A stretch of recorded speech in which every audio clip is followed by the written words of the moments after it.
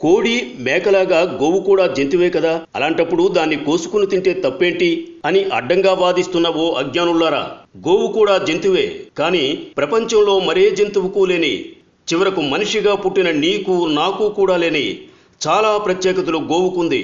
అందుకే హిందువులు తమ తల్లి తరువాత తల్లి స్థానాన్ని ఇచ్చి గోమాత అని గౌరవంగా పిలుస్తూ పూజిస్తారు. నీ చదువు, నీ సంస్కారం, నీ విచక్షణ, నీ విజ్ఞత, నిజాన్ని నిజాయితీగా స్వీకరించే వ్యక్తిత్వం నీలో ఉంటే గోమాత గురించి కొన్ని నిజాలు చెబుతా. ఆవు ఒకవేళ విష పదార్థాలను తిని ఆ పాలను మనం తాగితే రోగగ్రస్తులవుతామేమోనని ఒక ఆవుకు ప్రతిరోజు ఒక మోతాదుగా విషాన్నెక్కించి 24 గంటల తరువాత దాని రక్తాన్ని, పాలను, మూత్రాన్ని, పేడను ప్రయోగశాల ల్యాబ్కు పంపి వీరు ఎక్కించిన విషం ఎందులో కలిసిందో పరీక్షించారు. అలా ఒకరోజు 2 రోజులు కాదు, ఏకంగా 90 రోజులు ఢిల్లీలోని AIIMS, All India Institute of Medical సైన్సెస్కు పంపి పరీక్షించారు. ఆ ఆవు పాలలో కానీ, రక్తంలో కానీ, మూత్రంలో కానీ, పేడలో కానీ విషపు ఛాయలేవి కనిపించలేదు వారికి. గరళాన్ని శివుడు కంఠంలో దాచుకున్నట్టు ఆ విషాన్నంతా తన కంఠంలో దాచుకుంది గోమాత. మరే జంతువుకు లేని విశిష్ట గుణం ఇది. ప్రాణవాయువును పీల్చుకుని ప్రాణవాయువును వదిలే ఏకైక ప్రాణి. విషాన్ని హరించే గుణం ఆవు పాలకుంది. వైద్య శాస్త్రానికే అర్థం కాని రోగాలను సైతం తన మూత్రంతో తరిమి కొట్టగల శక్తి గోమాతది. ఆవు నెయ్యి, బియ్యం రెండూ కలిపి వేడి చేస్తే ఇథలిస్ ఆక్సైడ్, ప్రోపలిస్ ఆక్సైడ్ అనే శక్తివంతమైన వాయువులు విడుదలవుతాయి. కృత్రిమ వర్షాన్ని కురిపించడానికి ప్రోపలిస్ ఆక్సైడ్ శ్రేష్టమైనది.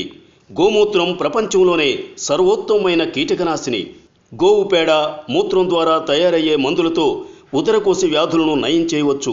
ఇళ్లను, వాకిళ్లను ఆవు పేడతో అలికితే రేడియో ధార్మిక కిరణాల నుండి మనల్ని కాపాడుకోవచ్చు. ఆవు పేడలో కలరా వ్యాధిని వ్యాపింపజేసే క్రిములను నాశనం చేసే శక్తి ఉంది. 1 తులం నెయ్యిని అగ్ని యజ్ఞంలో వాడితే 1 టన్ను ప్రాణవాయువు, ఆక్సిజన్ ఉత్పత్తి అవుతుంది. గోమూత్రం గంగాజలమంత పవిత్రమైనది. గోరక్షణ వల్లనే మన జాతి, మన ధర్మం రక్షింపబడును. గోరక్షణ స్వరాజ్య సముపార్జన కంటే ఏమాత్రం తక్కువ కాదు. గాంధీజీ. ఆవు పాలలో రసాయస్, ఆవు నెయ్యిలో అమృతం ఉంది. దాని మాంసం తింటే రోగిష్ఠులవుతారు. మహమ్మద్ ప్రవక్త. 1 గోవును చంపితే 1 మనిషిని చంపినట్టే. యేసుక్రీస్తు. గో క్షీరము గొప్ప మందు, దాని నెయ్యి గొప్ప ఆరోగ్యప్రదాయిని, దాని మాంసం రోగకారకము. హజరత్ మహమ్మద్. గోవులు మానవ సమాజమునకు ఒక గొప్ప వరము. ఎక్కడ గోవులు చక్కగా పోషించబడుచు రక్షింపబడునో ఆ దేశపు భూములు గొప్పగా నుండును, గృహములు ఉన్నతి చెందును, నాగరికత పురోగమించును. మొహమ్మదీయులు మత గ్రంథమైన ఖురాన్లో ఎక్కడనూ గోవధ సమర్థింపబడలేదు. హకీల హజ్మల్ ఖాస్. గోహత్య ఇస్లాం మత నియమములకు విరుద్ధం. తోహాస్వి హింద్ బిజారు. భిన్నత్వంలో ఏకత్వం ప్రపంచంలో ఒక్క భారతదేశంలో తప్ప మరెక్కడైనా చూడగలవా?